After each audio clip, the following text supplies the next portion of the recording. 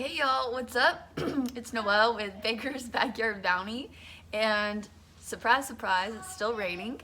So today, Lily and I are going to be working on sowing some more seeds for our fall crop of tomatoes and peppers.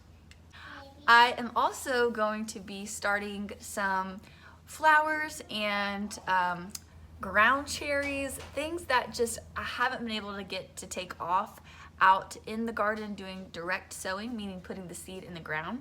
So I'm going to try and start some of those before it gets too hot here to transplant them in my grow light section.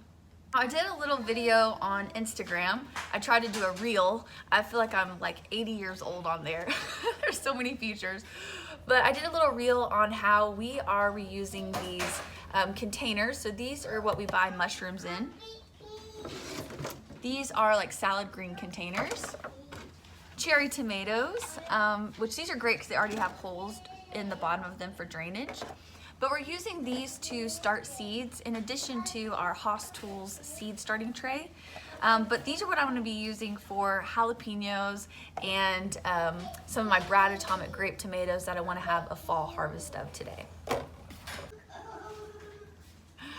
They're playing over there.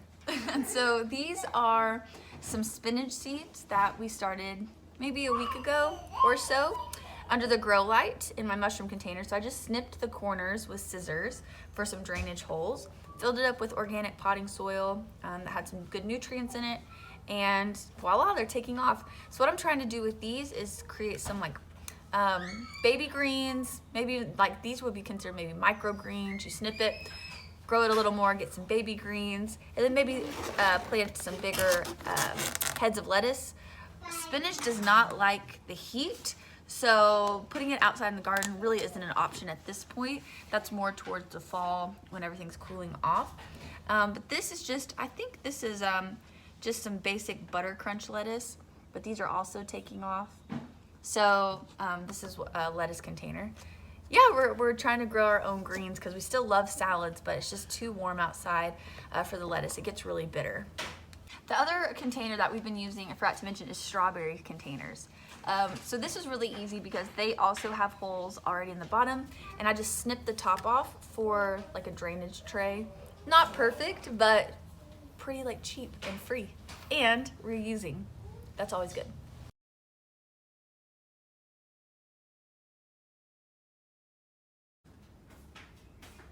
Go check your house out, Lily. Got all the seeds, well, most of the seeds. I have a problem. I just ordered an inappropriate amount of seeds online. Oh, Reed's still. Oops. You're trying. You can't just run. All right, so what I'm gonna be starting over here are some flowers that didn't quite take off with direct seeding. My purple cone flower, and it could be a little late for these, but I'm gonna go for it and just try. This isn't a flower, but I'm gonna do more dill. I'm gonna grow that in the shade because that is a cool weather herb, and it's not gonna do as well as it would in the fall, but I love dill for pickling, and I'm growing a bunch of cucumbers, so I thought might as well. Queen Lime Blush Zinnia. I feel like I talk about those every single video. Mine are about to pop, but we want way more. Whirligig Mix Zinnia. So if you're into cut flowers, zinnias last a really long time and they're really easy to grow. So if you want to start creating bouquets of your own, I suggest growing like basil, mint. That'll give you some green filler that grows really fast, and then some zinnias. Easy little bouquets throughout the season. And this Gilead Globe. Again, might be a little bit late for that one, but I just really want to try it. It's my first year growing that one. All right, herbs I'm going to be starting in here. Some more chamomile. The roly-polies ate the crud out of my chamomile. So I'm going to start some more to get a little bit bigger this time and plant out in the garden. This is a fern leaf dill. So I have bouquet dill that I just showed you, and then this fern leaf.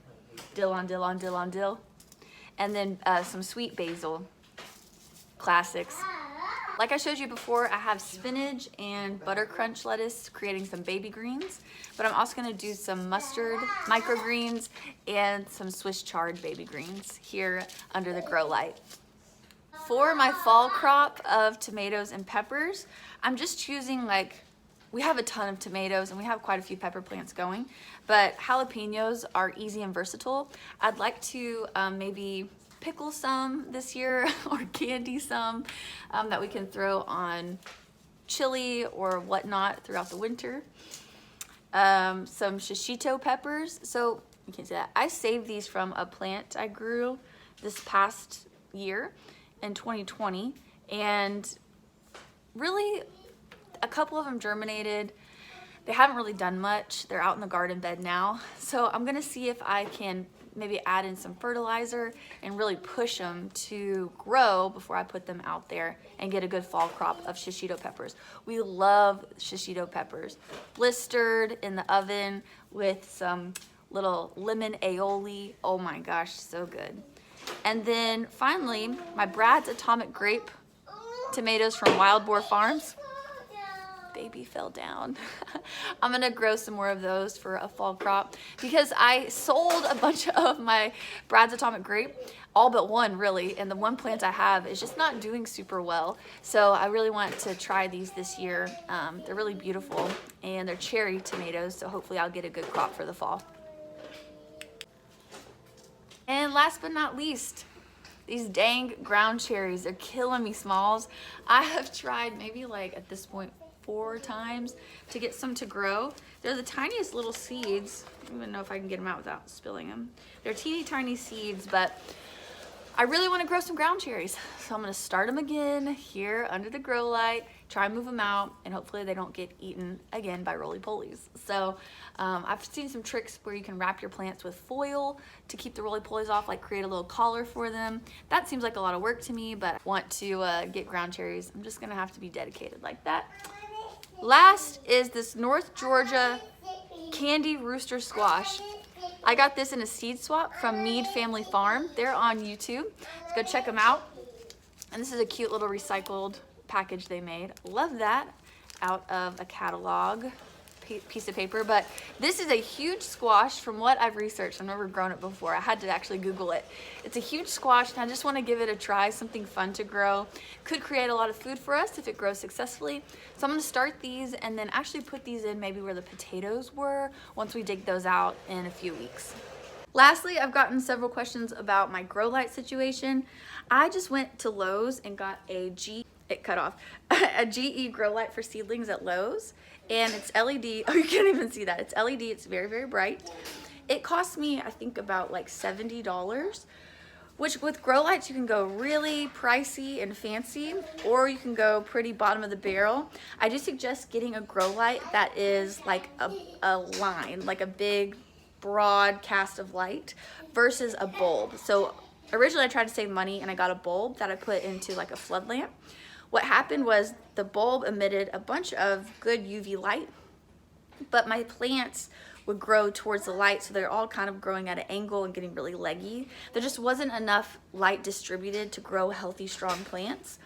They ended up being fine. I had to repot them, yada yada, but this has been a game changer because it equally distributes a lot of light. So it has a lot of surface area that I can put my seedlings in order to grow successfully, if that makes sense. And this is kind of extra, but you can get a heat mat, and that helps with germination. Just make sure that you turn it off whenever they have germinated, because it'll stress your plants out if they just stay too warm all the time. But this heat mat I just got on Amazon. You can look at Bootstrap Farmer. I have an affiliate link in the description below for Bootstrap Farmer. They have great seed starting supplies. And this grow light that I have here has actually a plug in the top of it where I plug my heat lamp in to germinate and unplug it when they've germinated. And then it has just an easy on and off switch on the side. So I'm a big fan of this one so far.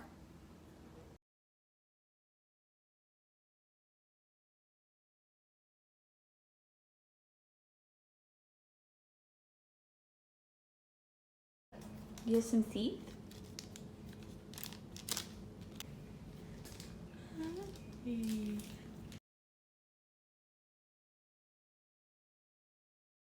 Thank you guys for hanging out with us today. May you find the bounty in your own life and all the beauty that it holds, and we'll see you soon.